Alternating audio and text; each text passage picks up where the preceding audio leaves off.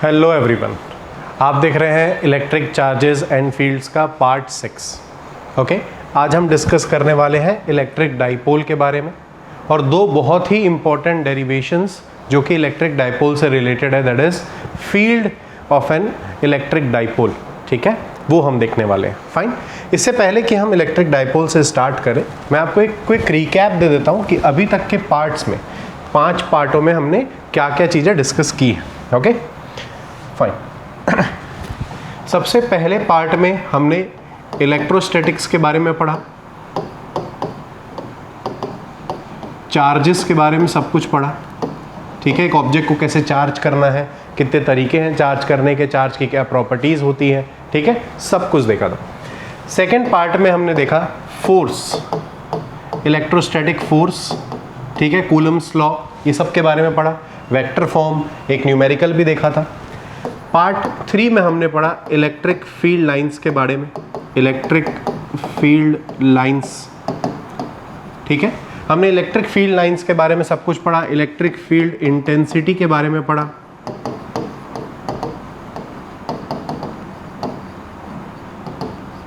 इसके बारे में सब कुछ पढ़ा, इलेक्ट्रिक फील्ड लाइंस की प्रॉपर्टीज एंड एवरीथिंग, सब कुछ हमने डिस्कस किया था पार्ट 3 में। पार्ट 4 में हमने डिस्कस किया flux, electric flux and then कुछ एनसीईआरटी न्यूमेरिकल्स।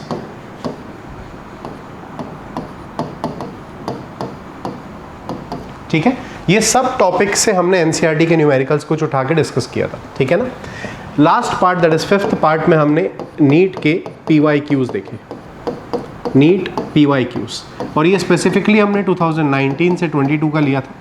फाइन, और इस तरीके से कि आपके ये जो टॉपिक्स कवर हुए हैं उससे रिलेटेड जो नीट में क्वेश्चंस आ चुके हैं हमने वो कवर किया था। ठीक है, 5 न्यूमेरिकल थे उसमें, और उन 5 से और कितने सारे न्यूमेरिकल्स बन सकते हैं वो सब हमने डिस्कस किया था। ठीक है, आज के इस पार्ट 6 में हम डिस्कस करने वाले हैं electric dipole.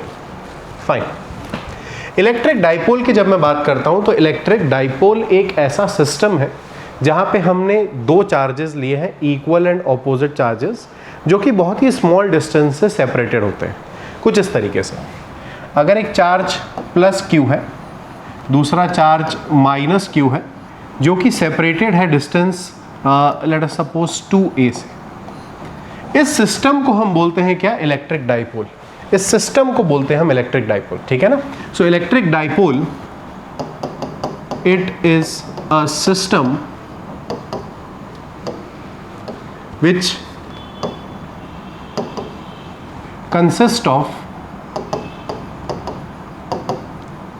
2 equal and opposite charges, 2 equal and opposite charges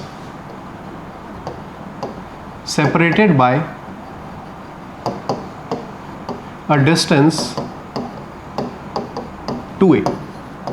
ठीक है, काफ़ी बुक्स 2l भी लिखती हैं। Okay, so distance remains the same, ये 2a या 2l एक ही बात है। अब इसमें इस सेंटर को हम बोलते हैं, this is what is centre of dipole, centre of dipole. ये 2a जो है this is length of dipole, length of dipole. ठीक है, ये डिस्टेंस हो जाएगा a और ये डिस्टेंस भी हो जाएगा a। इस सिस्टम को, इस पर्टिकुलर सिस्टम को हम बोलते हैं क्या, डाइपोल। क्लियर है? आई होप आपको समझ आया कि इलेक्ट्रिक डाइपोल क्या होता है। तो जब भी ऐसा सिस्टम आएगा तो हम बात करेंगे डाइपोल की।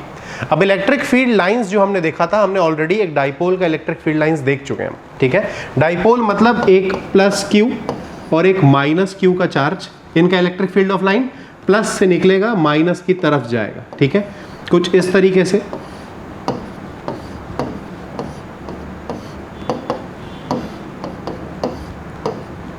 Electric field lines of a dipole कुछ इस तरीके से होता है।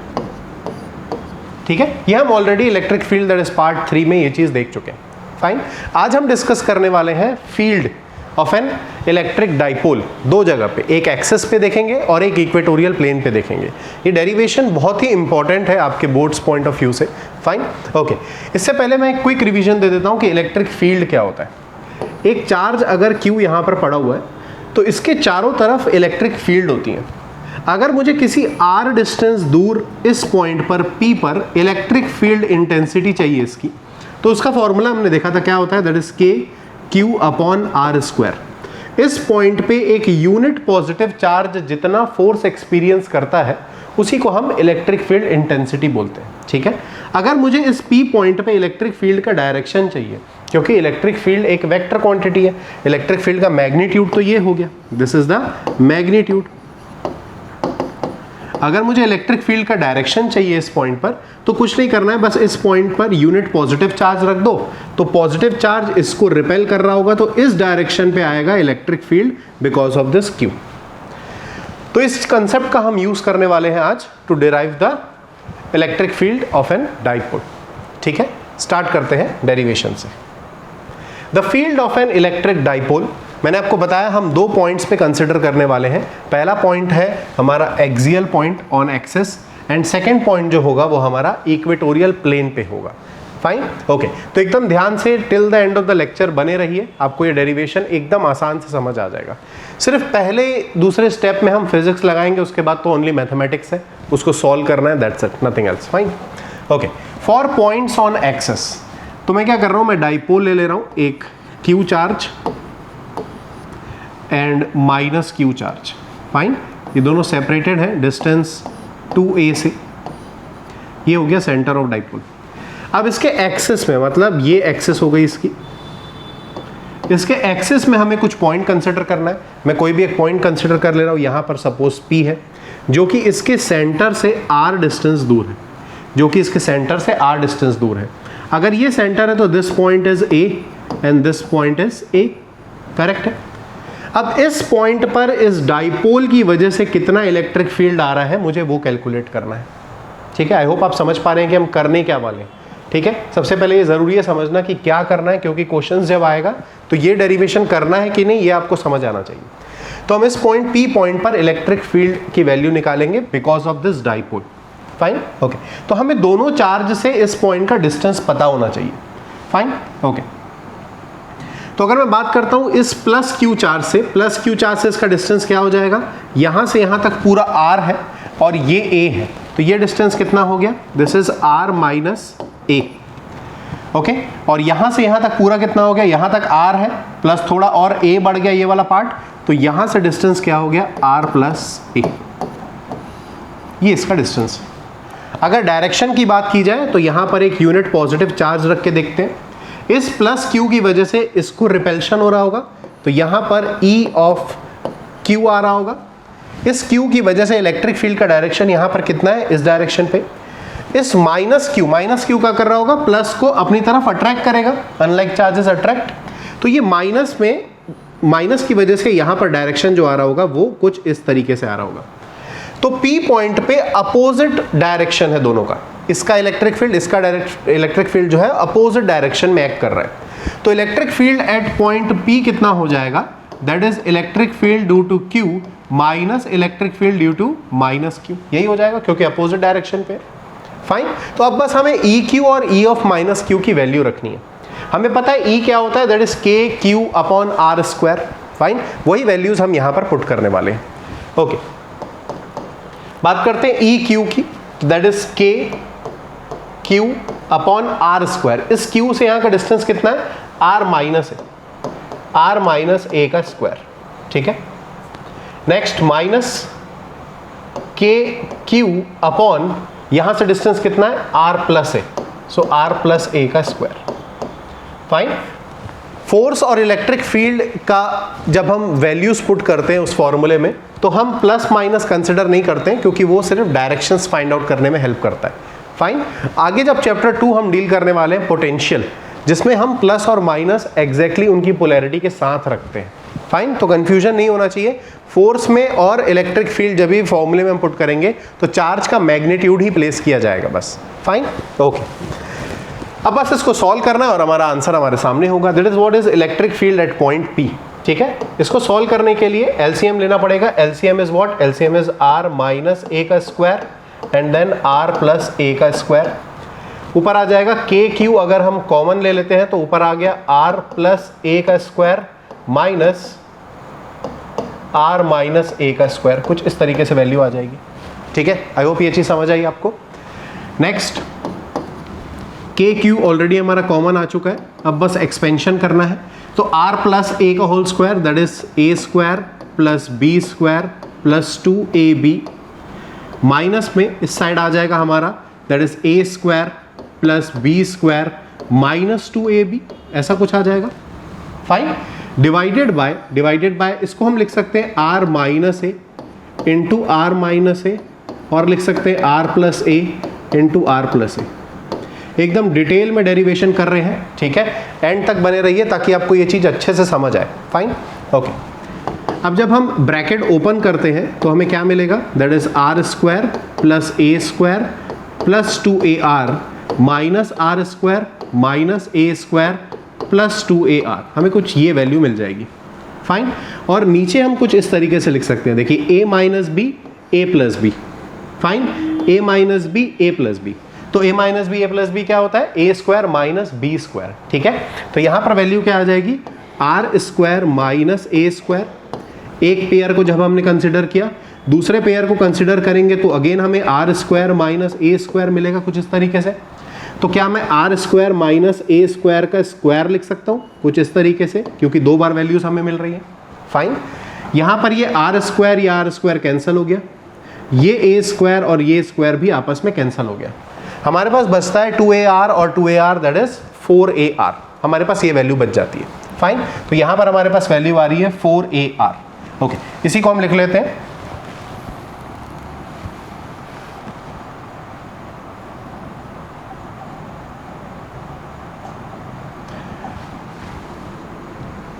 फाइन, इसको अगर हम सॉल्व करते हैं तो हमें वैल्यू मिल जाती है k q into 4ar divided by R square minus A square whole square. ठीक है, ये वैल्यू हमें यहाँ पर मिल जाती है। फाइन, यहाँ पर एक कंडीशन लेने वाले हैं हम, कंडीशन, वो कंडीशन ये है कि r, ये जो डिस्टेंस है सेंटर से हमने जो इस पॉइंट का डिस्टेंस लिया है, this is very very greater then a। अगर हम ये कंडीशन यहाँ पर अप्लाई कर देते हैं तो इलेक्ट्रिक फील्ड की वैल्यू क्या आ जाएगी, इलेक्ट्रिक फील्ड की वैल्यू यहाँ पर आ जाएगी, हम इसमें इस पर्टिकुलर कंडीशन में R square minus A square में अगर r बहुत बड़ा है a के कंपेयर में तो हम a को नेग्लेक्ट कर सकते हैं। फाइन, ऑलरेडी उसका स्क्वायर भी दिया हुआ है, अगर वैल्यू छोटी है उसका स्क्वायर अगर लेते हैं तो वो वैल्यू और छोटी हो जाती है अगर 1 से कम है वैल्यू तो। फाइन, तो हम यहाँ पर लिख सकते हैं के क्यू 4ar डिवाइडेड बाय, यहाँ पर आ जाएगा आर स्क्वायर का होल स्क्वायर, मतलब r का पावर 4। ठीक है, ये r से कैंसिल हो जाएगा, पावर 3 आ जाएगा। इसको हम लिख सकते हैं के Q 4a upon R cube. ठीक है, अब यहाँ पर ये जो वैल्यू आ रही है के क्यू 4, एक और टर्म डिफाइन होता है दैट इज डाइपोल मोमेंट। ठीक है, ये मैं यहाँ पर बात कर लेता हूँ इसकी, डाइपोल मोमेंट। डाइपोल मोमेंट जो है, डाइपोल मोमेंट होता है that is equal to the charge on dipole multiply the length of dipole. Okay, charge of dipole multiply length of dipole. ठीक है, सो डाइपोल मोमेंट को हम स्मॉल p से show करते हैं। चार्ज ऑन डाइपोल कितना है, q है, और लेंथ कितना है, 2a है, तो q into 2a, so that is 2qa। ये हो जाता है डाइपोल मोमेंट का फॉर्मूला। और डाइपोल मोमेंट एक वेक्टर क्वांटिटी है, डाइपोल मोमेंट एक वेक्टर क्वांटिटी है। इसका जो डायरेक्शन होता है वो होता है माइनस q से प्लस q। डाइपोल मोमेंट का डायरेक्शन होता है माइनस से लेके प्लस। ठीक है, सो p का मैग्नीट्यूड हो गया दैट इज 2qa और उसका डायरेक्शन हो गया माइनस q से लेकर प्लस q तक। अगर ये वैल्यू मैं यहाँ पर रिप्लेस करता हूँ, ठीक है, सो इसको हम लिख सकते हैं 2k और यहाँ पर आ जाएगा 2qa अपॉन आर क्यूब, तो इसे हम लिख सकते हैं 2kp बाय आर क्यूब। ये हो जाएगा electric field at point P। ये हो जाएगा electric field at point P। I hope आपको ये चीज़ एकदम क्लियर समझ आ गई होगी। ठीक है, ये कंप्लीट डेरिवेशन है to find the electric field at point P, जो कि एक्सिस पर है। ये पॉइंट हमें यहीं पर मिलेगा और इसका मैग्नीट्यूड हमें यही मिलेगा। आप चाहे तो कहीं भी पॉइंट कंसिडर कर लें, इस साइड आपकी मर्जी है। ठीक है, आर डिस्टेंस सेंटर से हमने कंसिडर किया है तो हमें ये मैग्नीट्यूड यहाँ पर मिल गया। आई होप आपको ये डेरिवेशन एकदम क्लियर समझ आ गया होगा। फाइन, अभी हमने एक्सिस पर देखा, अभी हमने देखा एक्सिस पर इलेक्ट्रिक फील्ड क्या होता है। अब हमें देखना है इक्वेटोरियल प्लेन पर इलेक्ट्रिक फील्ड क्या होता है। फाइन, अगर मैं इक्वेटोरियल प्लेन की बात करता हूं तो अगर ये डाइपोल है Q and this is minus Q, ठीक है, तो इक्वेटोरियल प्लेन मतलब ऐसा प्लेन की बात कर रहे हैं जो इसके परपेंडिकुलर है, that is perpendicular to the dipole. इस प्लेन में आप कहीं भी पॉइंट कंसिडर करेंगे तो इलेक्ट्रिक फील्ड की वैल्यू क्या होगी वो हमें डिराइव करना है अभी, ठीक है। ओके, तो अगर हम बात करते हैं electric field on equatorial plane, ठीक है। ओके, अगेन हम चार्ज कंसिडर कर लेते हैं, that is plus Q and minus Q। इसका डायग्राम ही बहुत इंपॉर्टेंट है, अगर डायग्राम समझ आ गया तो चीजें अपने आप ऑटोमेटिक क्लियर हो जाएंगी। फाइन, ओके, ये हो गया length of dipole that is 2a। Equatorial plane मतलब इसके परपेंडिकुलर प्लेन में यहां कहीं, ठीक है। तो r डिस्टेंस दूर, this is the distance r distance दूर, इस पॉइंट पे हम कहीं पॉइंट P कंसिडर कर रहे हैं जहां पर इलेक्ट्रिक फील्ड हमें वैल्यू कैलकुलेट करनी है। तो हमें दोनों चार्जेस से उसका डिस्टेंस चाहिए होगा E निकालने के लिए। तो for example this is the distance from this and this is the distance from this, ठीक है। तो ये क्या हो जाएगा, this is A and this is also A। Okay, अब ये जो है हाइपोटेन्यूस है, अगर ये पॉइंट P है तो ये जो ट्राइंगल मुझे दिख रहा है ये तो राइट एंगल ट्राइंगल है, तो हम हाइपोटेन्यूस की वैल्यू पाइथागोरस थ्योरम से निकाल सकते हैं। So hypotenuse square is equal to perpendicular square plus base square, तो h की वैल्यू आ जाएगी under root R square plus A square. तो ये जो वैल्यू है this is under root R square plus A square, और ये वाली वैल्यू भी है under root R square plus A square, distance तो बराबर ही होगा। फाइन, ओके, अब अगर मैं P पॉइंट पर इलेक्ट्रिक फील्ड का डायरेक्शन निकालना चाहता हूं तो क्या करना पड़ेगा मुझे, उस पॉइंट पर एक यूनिट पॉजिटिव चार्ज रखना पड़ेगा, यूनिट पॉजिटिव चार्ज। तो ये प्लस Q इसको रिपेल कर रहा होगा तो कहीं इस डायरेक्शन पे E बिकॉज ऑफ Q आएगा, ये माइनस Q इसको अट्रैक्ट कर रहा होगा तो इस डायरेक्शन पे कहीं E because of minus Q आ रहा होगा। फाइन, ओके, अब हम इसको रिजॉल्व करने वाले हैं। अगर ये एंगल थीटा है तो यहां पर अगर मैं इस तरीके से लाइन बनाता हूं, fine, parallel line parallel to the base, तो ये एंगल भी मुझे थीटा मिलता है। ये डिस्टेंस और ये डिस्टेंस सेम है तो ये एंगल भी कितना हो जाएगा, थीटा हो जाएगा। ध्यान से देखिए, मिस नहीं करिएगा इसको, ठीक है।